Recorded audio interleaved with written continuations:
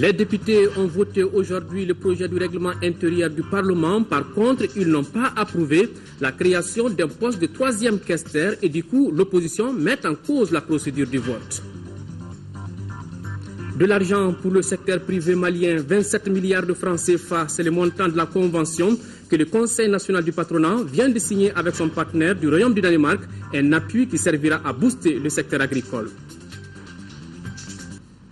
Voilà pour les titres, mesdames, messieurs, bonsoir et bienvenue dans cette édition de 20h. Sachez tout d'abord que le président de la République est arrivé ce matin à Addis Abeba où il prendra part au 22e sommet de l'Union africaine. À sa descente d'avion, il a été accueilli par des officiels éthiopiens, l'ambassadeur du Mali dans ce pays et une communauté malienne. Ibrahim Boubacar Keïta, avec ses pairs, se retrouve déjà demain en sommet du NEPAD. C'est ce que nous signale notre envoyé spécial Awoy Touré depuis Addis Abeba. Voilà l'arrivée du président de la République Ibrahim Boubacar Keïta ce matin à Addis Abeba pour prendre part au 22e sommet de l'Union africaine. À sa descente d'avion, il a été accueilli par les officiels éthiopiens. Nous voyons ces images en ces moments. Voilà le président de la République qui prendra part aux travaux du 22e sommet de l'IA qui s'ouvre jeudi. Mais avant, demain, il retrouve ses pairs sur une rencontre du NEPAD.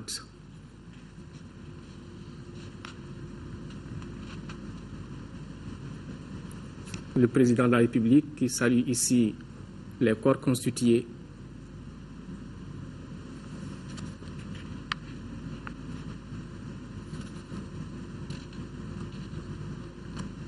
Les échos de ce voyage présidentiel avec nos envoyés spéciaux déjà sur place à Addis Abeba.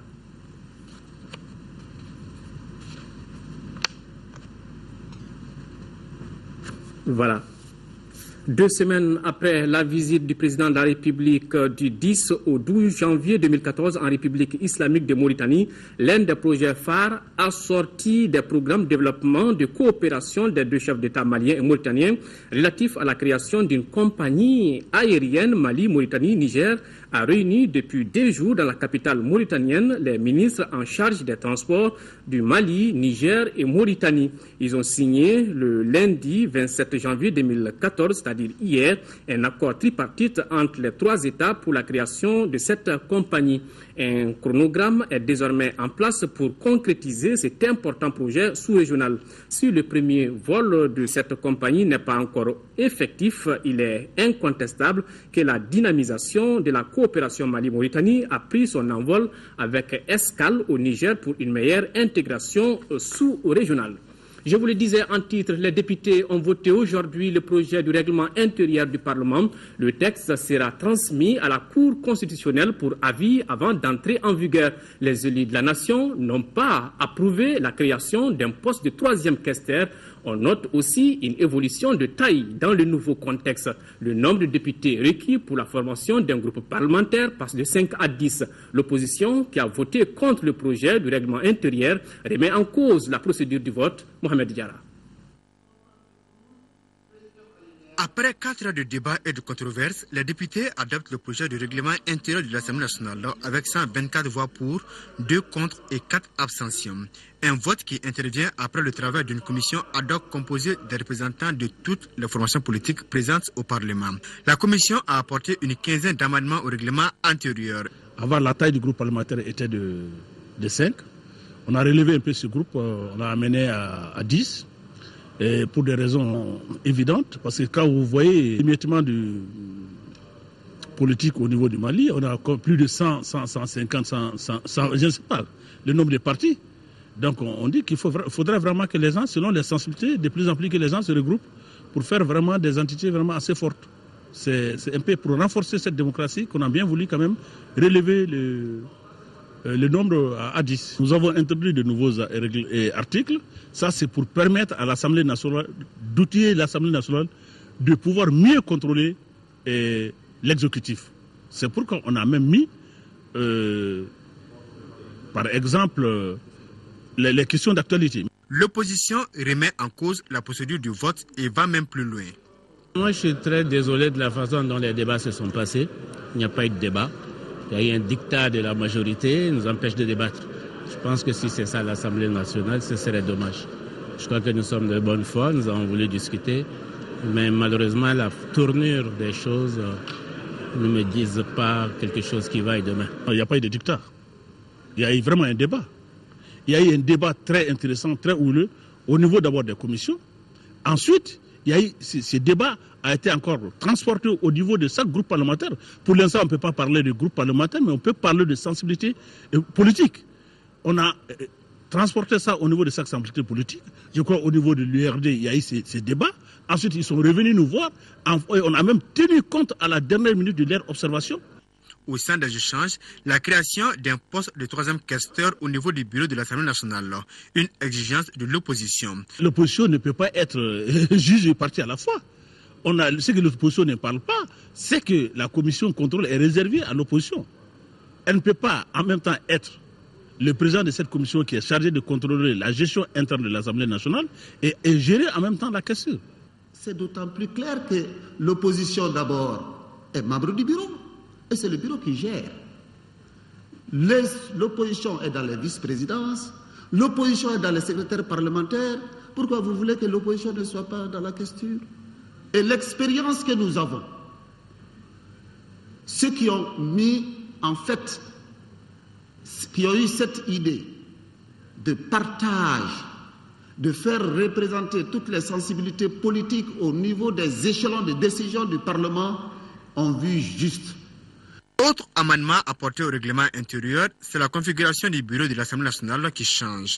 Il comprendra 8 vice-présidents et autant de secrétaires parlementaires contre 10 pour la dernière législature. Avant d'entrer en vigueur, ce règlement intérieur sera transmis à la Cour constitutionnelle pour avis. En tout cas, cette séance plénière annonce la couleur d'un parlement de contradiction, l'une des exigences du jeu démocratique. Autre grand titre de cette édition, signature de la convention relative au financement de la composante du programme d'appui à la croissance économique et promotion de l'emploi. D'un montant global de 27 milliards de francs CFA, le programme vise essentiellement à soutenir les entreprises maliennes évoluant dans le secteur privé. Le document paraphé ce matin porte sur 11 milliards de francs CFA. Le financement est apporté par le Royaume du Danemark. La signature de convention s'est effectuée entre l'ambassadeur et le président du Conseil national du patronat. Compte rendu, Nyanya Aliou Traoré. Coup de main franche par là, accolade par-ci et véritable discussion engagée, tout montrait que les patrons du Mali se réunissaient pour une bonne cause. Il s'agissait de la signature de convention première phase du programme d'appui à la croissance économique et promotion de l'emploi. Financé à hauteur de 11 milliards de francs CFA par le Royaume du Danemark, la première composante du dit programme se fixe un certain nombre d'objectifs. Contribuer au développement des entreprises par le financement du secteur privé, renforcer l'environnement favorable du développement des chaînes de valeur. Il développera notamment 2 fonds à coût partagé, un fonds d'appui conseil, un fonds d'appui aux investissements qui sera complémentaire des financements bancaires obtenus par les entreprises. Le programme connu sous le nom de PACEP touchera les régions de Chikasso, Ségou, Mopti et le district de Bamako durant 5 ans. Sa mise en œuvre vise à promouvoir une croissance économique inclusive et distributive du secteur privé, d'où l'engouement du donateur. Au sortir de la profonde crise que le Mali a traversée en 2012 et 2013, le développement du secteur privé devient une condition nécessaire à une émergence économique et à la stabilité même du pays. Le secteur privé a besoin d'un secteur public compétent et motivé. C'est pourquoi l'ambassade de Danemark partage pleinement la vision du président et du gouvernement. Très satisfaits de ce partenariat public-privé PTF, les ministres présents à la cérémonie n'ont pas manqué de lancer un appel aux bénéficiaires. Je lance un appel à tous les gens du secteur privé de se mobiliser, de pouvoir utiliser cet argent-là à bon escient dans des projets pour créer de l'emploi, permettre un développement de leurs propres entreprises. Quant à la présidente de l'association des femmes entrepreneurs, elle en appelle au sens de responsabilité des femmes, une couche très prise en compte dans le programme. Il va falloir que nous comprenions que c'est une facilité qui nous est offerte, même si ce ne sont pas des subventions à 100%.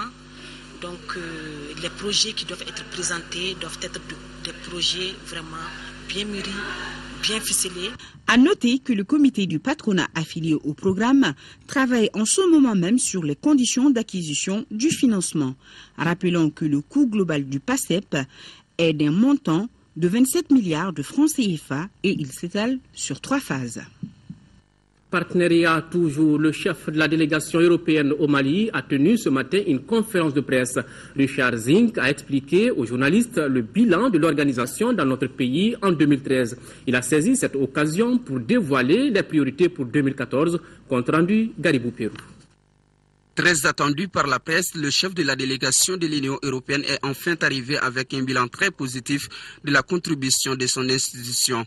L'appui de l'Union européenne au Mali en 2013 a atteint environ 200 milliards de francs CFA. Cet appui ne tient pas en compte les engagements des États membres de l'Union européenne. C'est le plus important décaissement jamais réalisé parmi les pays partenaires selon les conférenciers. En termes de priorités et perspectives, l'ambassadeur dira que son organisation supportera tous les efforts de réforme de l'État pour la prospérité de notre pays. Notre engagement, c'est parce qu'on souhaite un Mali prospère. Que Mali prospère, ça fait les Maliens heureux. Je crois que si on a un bon succès aujourd'hui, c'est le travail des UTM. Près de 450 militaires européens ont formé 3 bataillons, soit au total 10 400 militaires maliens dans le domaine de la sécurité. La formation du 4e bataillon est en cours. 170 véhicules 4x4 et d'autres moyens logistiques importants ont été mis à la disposition de notre pays. Le UTM, selon son commandant, le général Bruno Gubert, va poursuivre ses missions au Mali pour atteindre les 8 bataillons d'ici mai 2016. Notre objectif, c'est bien de travailler avec l'armée malienne, au profit de l'armée malienne, pour lui permettre de retrouver ses pleines capacités. Aujourd'hui, nous avons formé 3 bataillons. Le premier d'entre eux, Waraba, a été désengagé il y a une quinzaine de jours pour une pause opérationnelle de quelques mois avant d'être à nouveau réengagé. Le 2e bataillon qui a été formé, Elou, et le 3e bataillon, Sigui. Le 4e bataillon, Balanzan, est en cours de formation et les résultats sont très encourageants pour ce bataillon. Richard Zeng s'est apaisanti sur l'accord de Ouaga dont l'Union européenne est co-signataire. Selon lui, c'est cet accord qui a permis la tenue des élections, mais également a confirmé les principes de laïcité et d'intégrité nationale. C'est pourquoi le chef de la délégation de l'Union européenne a pris en compte la dimension régionale comme élément indispensable à la solution pour la paix et la sécurité. Enfin, pour la programmation du 11e FED de 400 milliards de francs CFA sont prévus pour le Mali dans le cadre de la coopération et du développement social et économique de notre pays. Dr Doulaye Sako, sacré médaille d'or du TRACOM le 12 mai 2013 à Paris, a été reçu aujourd'hui par le ministre de la Santé et de l'Hygiène publique. Le lauréat était venu présenter sa distinction au premier responsable du département de la santé. Reportage Fademba Keïta. Cette 61e médaille d'or du TRACOM que présente le récipiendaire au ministre de la Santé et de l'Hygiène publique est décernée par la Ligue internationale contre le TRACOM. Elle récompense chaque année le mérite d'un professionnel de santé qui s'est fait distinguer par la qualité de son travail dans le domaine de la santé oculaire des populations. Je me suis consacré d'abord au développement des ressources humaines, des infrastructures et des équipements, comme l'a dit également, pour la lutte contre la cécité dans les pays en développement et surtout pour l'élaboration de stratégies à un rapport coût-efficacité abordable et bon pour les pays en développement. Je ne me suis pas du tout senti méritant de cette médaille-là. Le méritant, c'est celui de Oudjoubidjanyan qui est en train de faire la distribution de l'azithromycine. C'est celui de Dinangourou qui est en train de faire l'opération de trichiasis. Cet exploit du créateur du programme national de lutte contre la cécité au Mali honore non seulement son service, l'Institut d'ophtalmologie tropicale d'Afrique IOTA, mais aussi tout le corps médical. Les mots me manquent pour vraiment exprimer toute mon émotion face à cette distinction. Maintenant, nous avons une grande charge. Ça veut dire, quand on est honoré, ça veut dire qu'il faut garder le cap de l'excellence. Je voudrais aussi remercier tous les collaborateurs du Dr Sako qui ont certainement contribué à créer autour de lui un climat favorable au bon déroulement de son travail. Souhaitant aussi que le cas de Dr Sako puisse servir d'exemple pour les générations montantes. Pour mémoire, retenez que le Japon a été le premier pays à enlever en 1953 cette prestigieuse distinction. Dans l'espace CEDEAO, 4 pays se sont vus décerner cette médaille. Le Sénégal en 1991, le Ghana en 2007, le Niger en 2008 et le Mali en 2013. Toujours dans le registre de la santé, lancement officiel ce matin de la 2e édition de la Semaine nationale des médecins du Mali. Le thème choisi pour cette édition est problématique de la formation médicale. Compte rendu, Lamine Keïta. Il a choisi le thème problématique de la formation médicale au Mali pour mettre l'accent sur l'importance de la formation continue pour les agents de santé. Pendant une semaine, nous convierons tous les médecins à participer pleinement aux différentes activités dont le programme a été décliné et en 3 événements essentiels. À l'affiche de la conférence d'aujourd'hui, nos éminents experts traiteront de la problématique ouverte de la formation médicale au Mali dans ses approches humaines, institutionnelles, juridiques, académiques, infrastructurelles et pédagogiques. Vous constatez ici qu'il s'agit d'une semaine à la fois académique, professionnelle, humanitaire, et récréative et de reconnaissance du mérite. Le ministre de la Santé et de l'Hygiène publique s'est réjoui du choix de ce thème qui est en parfaite harmonie avec la vision du département. Le thème de la conférence inaugurale sur la problématique de la formation médicale au Mali est pertinent et d'actualité. Il se situe au centre des préoccupations de notre département. Je demeure persuadé que de vos débats sortiront des recommandations qui permettront au ministère de la Santé et de l'Hygiène publique, ainsi qu'au ministère de l'Enseignement supérieur et de la Recherche scientifique, de cerner davantage la question des ressources humaines dans toutes ses dimensions. Durant cette semaine, du 28 janvier au 1er février 2014, plusieurs activités seront au programme. Conférences, débats, consultations gratuites, remise d'attestations. Après les médecins, intéressons-nous maintenant aux personnes âgées. Le Conseil national des personnes âgées, justement, lance sa campagne de soins ophtalmologiques à travers le programme national de lutte contre la cécité. Près de 2000 personnes pourraient bénéficier de ces soins. Adama Koulibaly. Le choix du cadre de l'Union malienne des aveugles, UMAV, pour le lancement des tournées ophtalmologiques 2014 du Conseil national des personnes âgées a pour objectif de faire bénéficier les élèves et les encadreurs du centre des soins. En plus de ceci, des malades d'autres localités comme Gao, Douanzan, Konna et Djéné pourront recevoir les médecins ophtalmologues du 28 janvier au 21 avril 2014. 2400 personnes seront consultées et il est prévu d'effectuer 800 chirurgies de la cataracte. Pour cette opération, le Conseil national des personnes âgées est accompagné par la Fondation Orange avec du matériel de 40 millions de francs CFA de valeur. Une occasion pour les responsables du département des actions sociales et humanitaires et les bénéficiaires de saluer la Fondation Orange Mali pour son geste de générosité. Pour être tout à fait complet, le bureau exécutif du Conseil national des personnes âgées du Mali, en collaboration avec le Conseil national de l'ordre des médecins, a le plaisir d'informer les personnes âgées et toute la population du district de Bamako et environnant qu'il organise en leur faveur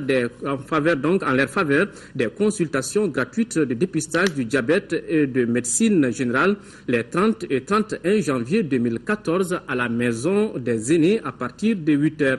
Les personnes intéressées par le présent communiqué sont priées de se présenter à la Maison des aînés aux dates et heures indiquées plus haut. En 5e région, renforcer la mobilisation communautaire pour une grande implication des autorités administratives, communales et sanitaires pour un changement de comportement en faveur des bonnes pratiques en matière d'alimentation, du nourrisson et du jeune enfant, en eau et l'hygiène, l'assainissement. Tel est l'objectif du cadre de concertation qui vient de se tenir dans la Venise malienne et c'est Aminata Touré qui nous en parle.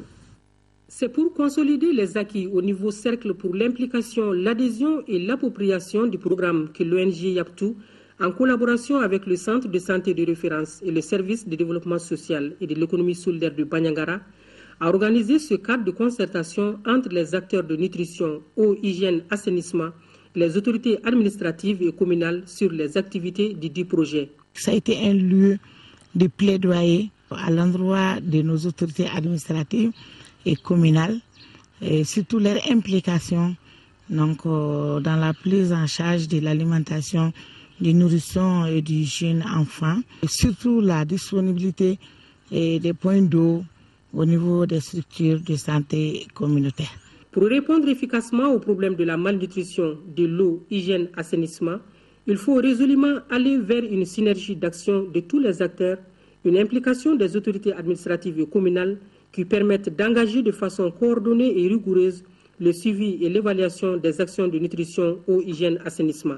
Pour notre part, nous nous engageons à apporter tout notre soutien au combat pour l'amélioration de la situation nutritionnelle et l'accès à l'eau, hygiène, assainissement de la population du cercle de Bandiagara. À l'issue des travaux, certaines recommandations ont été formulées, parmi lesquelles l'implication des leaders communautaires par rapport à la référence des enfants dépistés malnutris des villages au niveau des structures de prise en charge, l'implication des ASACO sur les intrants de prise en charge de la malnutrition aiguë des CCRF vers les CESCOM.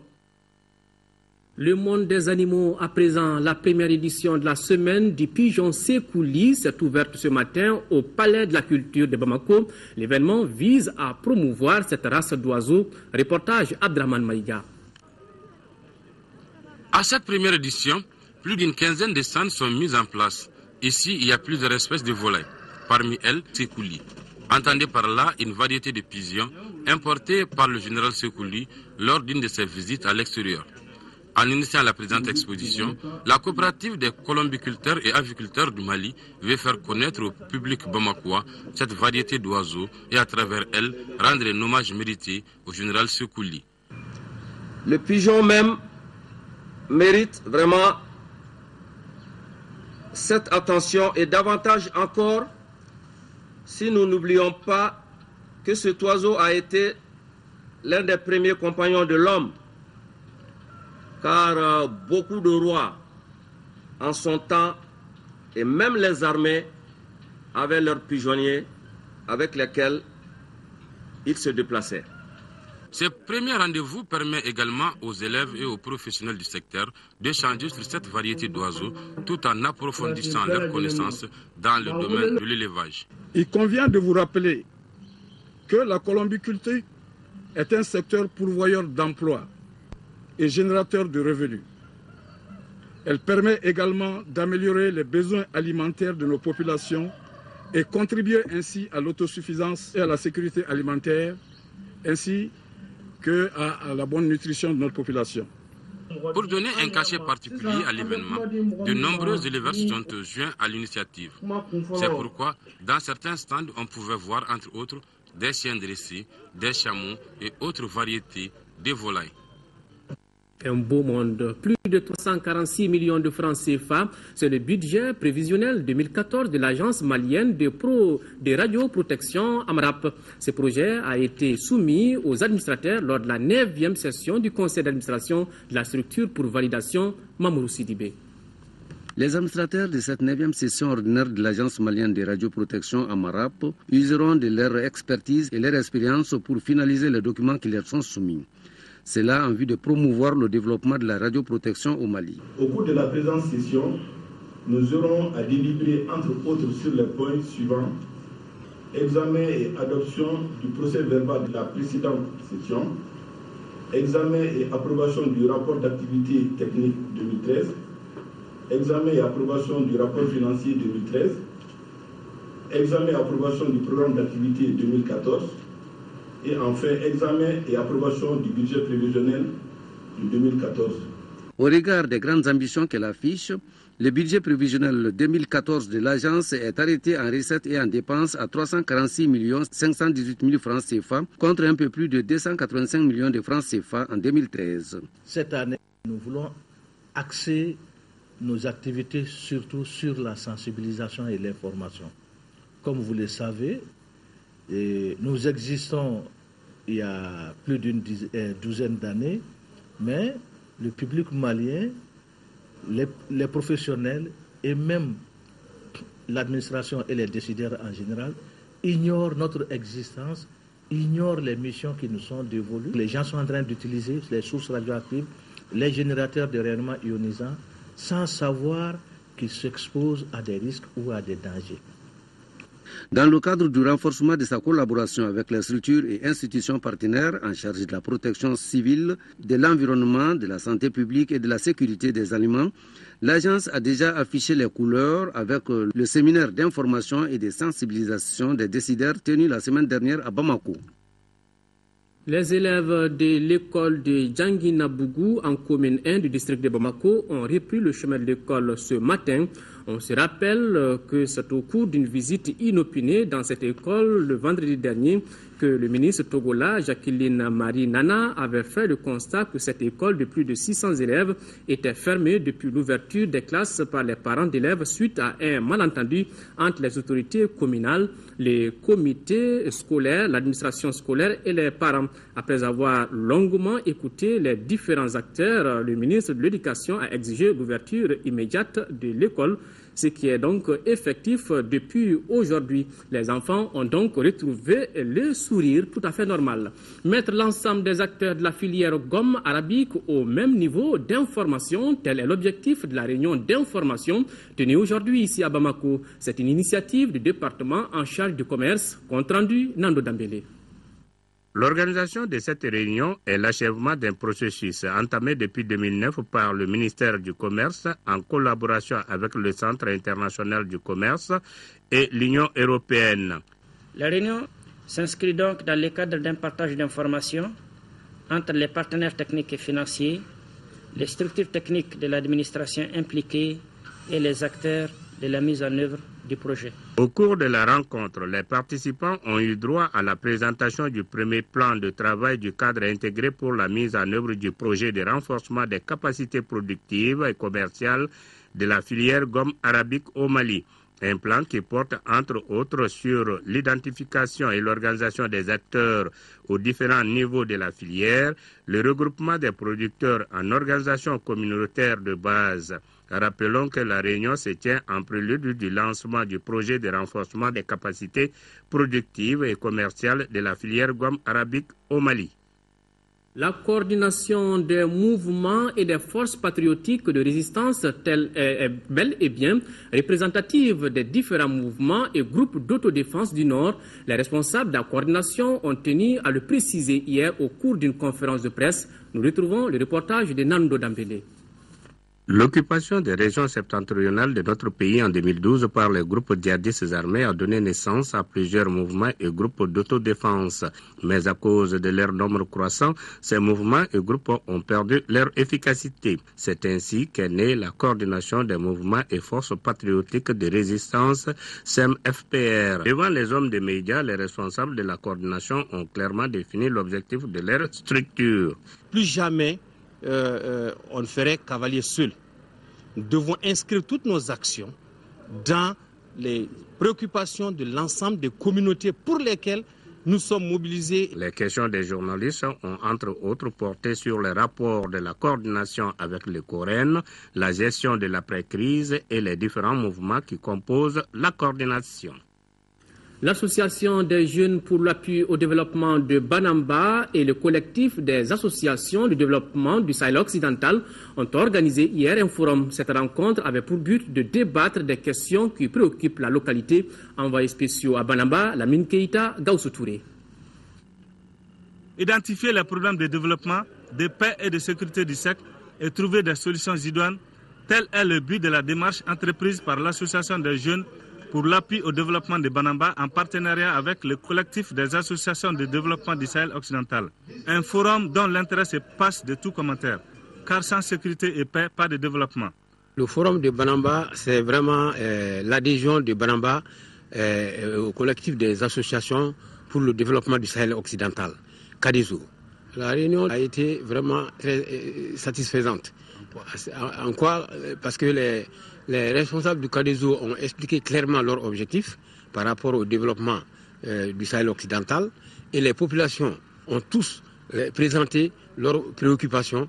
Ils ont mis l'accent sur le développement de 4 domaines précis, notamment l'électrification de Banamba, ensuite le désenclavement. Ensuite, ils ont mis l'accent sur le développement du maraîchage. Ces différentes préoccupations, a ajouté également la mare de Banamba.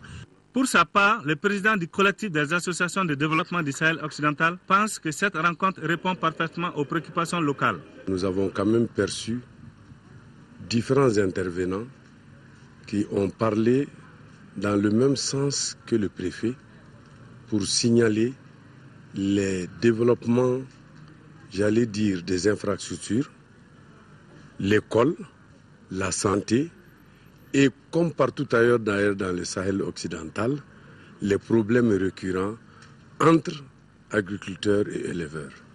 Sortie nombreuse pour la circonstance, la population du cercle de Banamba a exprimé un certain nombre de préoccupations, dont les problèmes d'électricité, d'eau potable, d'éducation et de chômage des jeunes. World Vision vient de mettre 3 salles de classe à la disposition du village de Gouinzana dans le cercle de Kolokani. La réalisation de ces infrastructures a coûté plus de 28 millions de francs CFA, compte rendu Ousmane Koïta. Nous sommes à Gouinzana, un village situé à 7 km de la ville de Kolokani pour l'inauguration de nouvelles salles de classe. La construction de ces classes vient de soulager la population de ce village quand on sait que les élèves prenaient des cours dans ces bâtiments peu commodes.